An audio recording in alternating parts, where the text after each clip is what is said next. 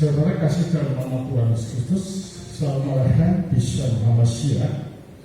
Kita ketemu lagi, mungkin yang kedua kali ya kita kesini. Sangat terima kasih karena rupanya Bapak Basri ini nggak bosan-bosan untuk mengundang saya berbicara di sini. Ini adalah merupakan hal yang sangat senang karena banyak teman dan saudara di Semarang ini. Saudara, tadi saya dipesan oleh Bapak Pendeta Romo tolong bahas tentang menghidupi semangat Pentakosta. Saudara, berbicara tentang Pentakosta yang terjadi pada tahun 33 Masehi di Yerusalem, banyak orang berpendapat bahwa Pentakosta itu adalah merupakan lahirnya gereja, kan gitu Pak? Apakah betul bahwa gereja itu lahir pada tahun 33 Masehi di Yerusalem? Apakah betul demikian? Dan bagaimana kata Alkitab tentang lahirnya gereja? Nah, untuk menjawab hal seperti ini, maka sesuatu yang perlu kita pertanyakan dan kita ingin buktikan bahwa gereja itu sebenarnya terjadi jauh sebelum adanya Pentakosta. Nah, Pentakosta itu merupakan suatu renovasi, dikembalikan manusia pada fitrah semula, yaitu pra-lapsana atau fitrah sebelum manusia jatuh di dalam dosa. Nah, hal ini nyata sekali kalau kita melihat di dalam Kejadian 1, ya, Kejadian 1 ayat 26 sampai 27. Dapat dibaca. Kejadian 1 ayat 26 sampai 27. Berfirmanlah Allah, baiklah kita menjadikan manusia menurut gambar dan rupa kita, supaya mereka berkuasa atas ikan-ikan di laut dan burung-burung di udara, dan atas ternak dan atas seluruh bumi, dan atas segala binatang melata yang merayap di bumi. Maka Allah menciptakan manusia itu menurut gambarnya. Menurut gambar Allah diciptakannya dia, laki-laki dan perempuan diciptakannya mereka. Dikatakan bahwa baiklah kita menciptakan manusia menurut gambar dan rupa kita. Kata kita ini, ada yang berpendapat bahwa pada waktu Allah itu menciptakan jagat dan manusia, Allah itu berbicara kepada para malaikat untuk diskusi bagaimana menciptakan jagat dan manusia. Tentu saja pandangan seperti ini salah dan tidak pernah diterima oleh gereja, Alkitab dan para bapak gereja. Tapi kata kita di sini adalah menunjuk keberadaan Allah di dalam dirinya sendiri yang bersifat trinitarian, Bapa, Putra, dan Roh Kudus. Tetapi memang di sana tidak disebutkan Bapa, Putra, dan Roh Kudus, tapi Allah, Firman, dan Roh. Ya kan? Nah, di dalam Allah, Firman, dan Rohnya itu, Allah berkata pada dirinya sendiri untuk menciptakan manusia menurut gambar dan rupanya. Nah, menurut Filos, kata-kata gambar dan rupa itu menunjuk kepada potensi, bahwa manusia itu mempunyai potensi untuk menjadi seperti Allah. Atau dikatakan bahwa manusia itu mempunyai potensi mengambil bagian di dalam kodrat ilahi. Dan di dalam kata kerennya dikatakan mengambil atau mencapai teosis atau kemuliaan itu.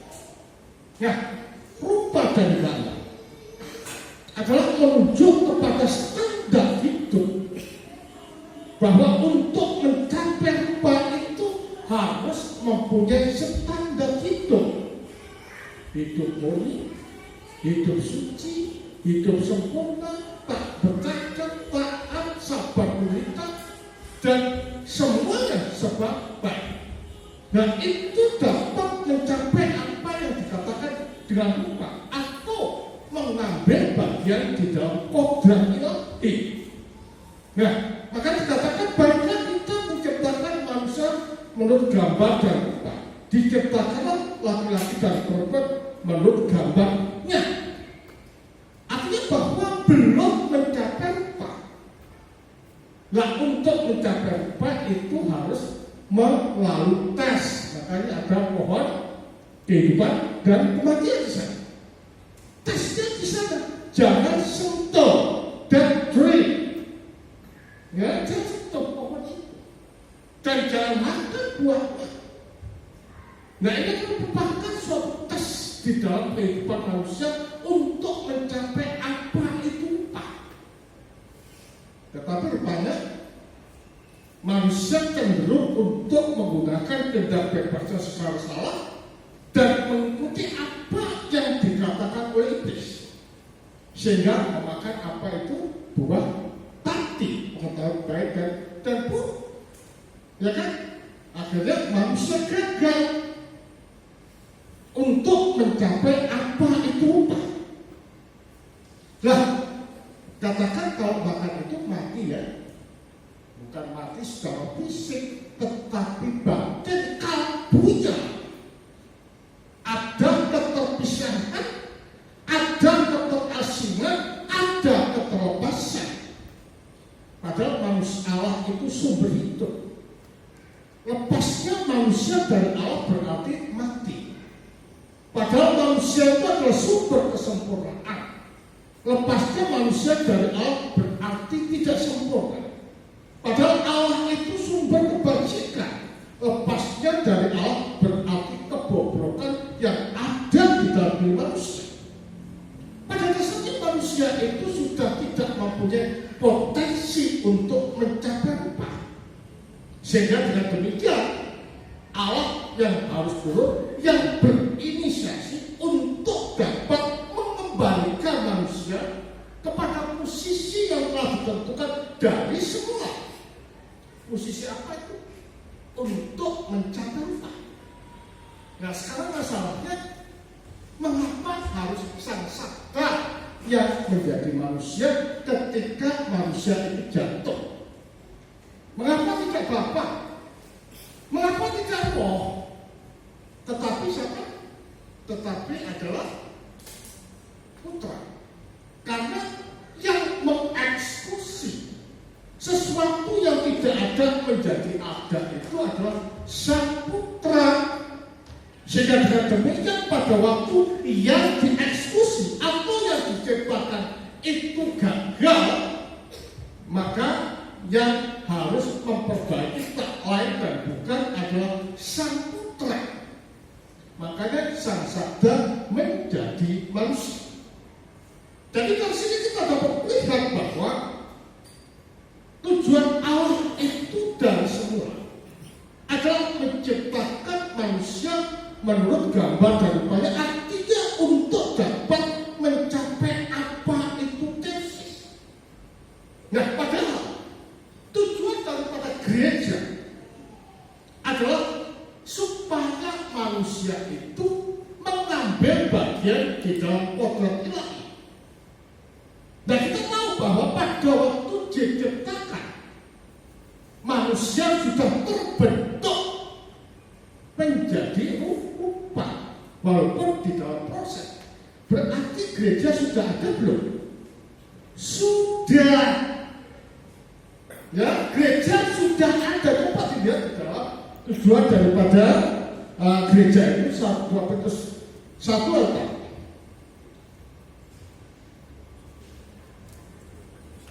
2 Petrus 1 Pak. 2 Petrus pasal 1 ayatnya yang ke-4.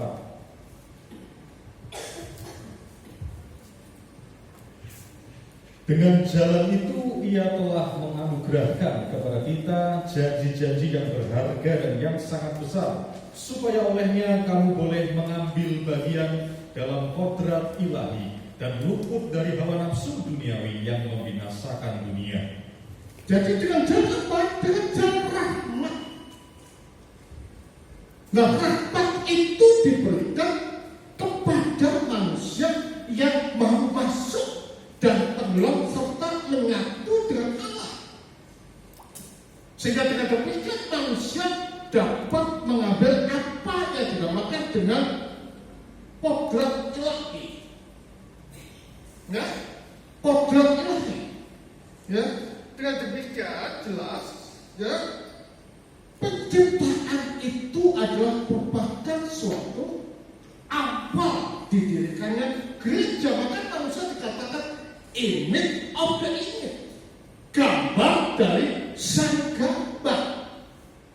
Nah, sebagaimana kita ketahui bahwa di dalam Allah itu selalu mubin, bergerak dari dalam dirinya sendiri menuju dalam dirinya sendiri. Artinya apa? Artinya di dalam Allah itu selalu pandang memandang dari kekal sampai kekal di dalam roh. Ya kan? Pandang memandang dari kekal sampai kekal antara anak pada Bapa di dalam roh. Makanya anak itu dikatakan sebagai cermin atau pantulan dari Allah. Barang siapa melihat aku, melihat siapa? Bapa. Coba dilihat di dalam Yohanes 14, ya, Yohanes 14 ayat 9. Yohanes pasal 14 ayatnya yang ke-9. Kata Yesus kepadanya, telah sekian lama aku bersama-sama kamu Filipus, namun engkau tidak mengenal aku.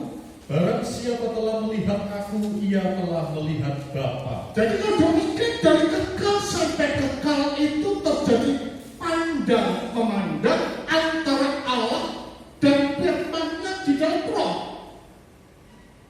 Sehingga dengan demikian ketika manusia itu melihat Bapa, pasti melihat anak. Melihat anak pasti melihat Bapa. Nah, ini terjadi karena anak itu adalah selalu merefleksikan atau menyatakan apa yang ada di dalam diri Allah. Hal itu nyata sekali kalau kita melihat di dalam Yohanes 1 ayat 18 bahwa tidak ada seorang pun yang dapat melihat Allah, namun anak yang ada di pangkuan Bapa itulah yang menyatakan. Berarti kan demikian anak ini adalah tempat Allah bertajam atau menyatakan diri Allah kepada manusia. Sehingga Allah yang tidak dapat lihat, Allah yang tidak dapat dijangkau, Allah yang tidak dapat dikenal, dan Allah yang tidak dapat dikhayakan itu dapat diketahui oleh manusia karena dinyatakan oleh firman yang ada di pangkuan Bapa. Nah, karena manusia itu diciptakan menurut gambar dan rupa Allah, maka manusia itu juga selalu keluar dari dalam dirinya menuju dalam dirinya dalam kasih. Mengapa demikian? Karena manusia dikatakan menurut gambar dan rupa Allah. Mengapa dikatakan keluar dari dalam dirinya sendiri menuju dalam dirinya sendiri? Dan artinya manusia-manusia lain. Karena semua manusia itu adalah satu esensi di dalam kemanusiaan. Nah, dari sini kita lihat bahwa manusia itu tidaklah mungkin dapat hidup dalam dirinya sendiri, tetapi selalu terkait, selalu hubungan dan berkomunikasi dengan yang lain. Makanya para bapak gereja pernah mengatakan dan menandaskan bahwa jika kita tidak dapat mengasihi orang lain, maka kita tidak lengkap menjadi manusia. Aku dapat katakan sebagai manusia. Bahkan lebih tegas juga dikatakan oleh Ibrahim, ya, dari Syria. Mengatakan demikian bahwa untuk dapat mengasihi manusia yang lain, maka haruslah engkau wajahmu sendiri. Nah, kalau kita melihat wajah orang lain seperti wajah kita sendiri, kira-kira kita terbesit nggak untuk mencelakai? Jawabannya tidak. Terbesit nggak untuk mendolimi? Tidak. Karena apa? Karena wajah orang lain ini adalah wajah kita sendiri. Bukankah di dalam Allah pun juga demikian? Saling mengasihi dari kekal sampai kekal di dalam kasih. Nah, dari sini kita dapat melihat bahwa manusia ini adalah sisi lain yang memantulkan hubungan Allah di dalam dirinya sendiri. Dari sinilah kita dapat melihat bahwa kita ini sebagai gereja, ya, sebagai komunitas atau sebagai kekasih Allah, tidaklah mungkin dapat terpisah dari yang lain. Mengapa demikian? Bagaimana kamu kalau saya berbuat jahat pada orang lain? Bagaimana kamu kalau saya itu melakukan penipuan pada orang lain? Jawabnya tidak tegas saja. Kamu tidak lagi menjadi gambar Allah. Kamu menyangkal keberadaanmu sebagai gambar Allah. Jadi kalau demikian orang kikir, orang ngomong sumpah kata, itu secara tidak langsung sudah mengingkari keberadaannya sendiri sebagai gambar Allah. Normalnya manusia itu baik, normalnya manusia suci, normalnya manusia itu sempurna. Karena kan tidak ada heran di dalam gereja, di dalam doa dikatakan demikian. Ya, dikatakan demikian. Bahwa segala sesuatu yang baik itu datangnya dari atas. Dari mana? Dari Allah. Ya kan? Berarti Allah itu tidak pernah menciptakan sesuatu yang bertentangan dari sifat dan keberadaannya. Atas dasar itu, maka Allah itu tidak pernah menciptakan kejahatan. Maka Allah itu tidak pernah menciptakan dosa. Maka dengan demikian manusia Allah itu tidak pernah menciptakan pembunuh. Tidak pernah. Nah, itu terjadi karena apa? Terjadinya hal-hal semacam itu karena manusia menggunakan kehendak bebas secara salah, sehingga manusia terpisah. Nah, tujuan daripada Pentakosta itu adalah untuk merenovasi keberadaan yang sudah rusak supaya kembali kepada asal mula di mana manusia itu diciptakan, yaitu menjadi rupa Allah yang sempurna, menjadi rupa Allah yang suci, menjadi rupa Allah yang tanpa cacat. Jadi kalau demikian Pentakosta itu bukanlah yang pertama kali berdiri gereja, tetapi berdiri gereja itu pada waktu manusia diciptakan. Dan ini kadang salah orang mengerti, ya. Karena Pentakosta adalah halnya gereja turunnya Roh Kudus. Betul. Mengapa Roh Kudus itu diturunkan? Ya, untuk menggerakkan para rasul, mengatakan Kristus telah bangkit.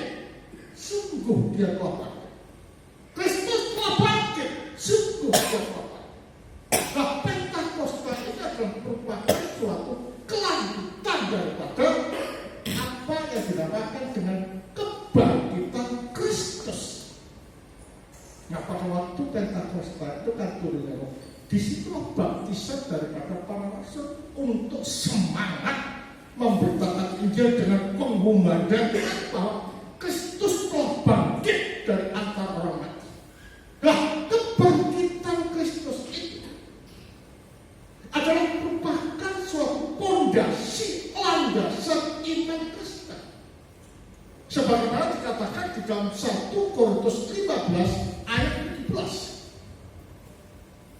1 Korintus Korintus 15 ayatnya yang ke-17, dan jika Kristus tidak dibangkitkan, maka sia-sialah kepercayaan kamu dan kamu masih hidup dalam dosamu. Ya, maka sia-sialah iman kepercayaanmu. Mengapa kebangkitan Kristus itu perlu? Nah, kebangkitan Kristus itu juga menjadi banyak pertanyaan, terutama orang-orang Yahudi. Karena di dalam pandangan orang Yahudi mengatakan bahwa hanya Allah yang tidak tersentuh oleh maut. Hanya Allah yang tidak bisa mati. Tetapi kenapa orang satu ini mati dan bangkit? Berarti ada something else in the personality of Jesus Christ. Ada sesuatu yang lain. Nah, jawabannya adalah jelas di dalam Kolose 1 ayat yang ke-15. Kolose pasal 1 ayatnya yang ke-15. Ia adalah gambar Allah yang tidak kelihatan, yang sulung lebih utama dari segala yang diciptakan. Ia adalah gambar Allah yang tidak kelihatan, lebih sulung dari antara yang diciptakan. Mengapa dia dikatakan gambar Allah? Karena dia ini ada di dalam lingkup ilahi yang memantulkan, yang merefleksikan apa yang ada di dalam Allah. Berarti kalau demikian seperti halnya dikatakan di dalam Yohanes 14 tadi, bahwa siapa yang melihat aku melihat Bapa, lebih sulung dari antara ciptakan. Apakah berarti kalau demikian sang sabda menjelma itu diciptakan? No, tidak. Tapi lebih sulung itu adalah menunjuk bahwa melaluinya segala sesuatu itu diciptakan. Ya kan? Melaluinya segala sesuatu itu diciptakan. Atau juga menunjuk bahwa dia ini adalah manusia baru atau manusia rohani, atau dapat dikatakan sebagai Adam kedua. Ya, pakai katakan Adam kedua. Nah, dengan demikian jelas bahwa kebangkitan Kristus dari antara orang mati di samping menunjuk bahwa dia itu Allah. Yang kedua, menunjuk bahwa Allah maut, iblis dan neraka sudah dikalahkan oleh dan melalui kebangkitan Kristus. Nah, dari situlah maka Kristus itu dikatakan sebagai pondasi, dan itu nyata sekali kalau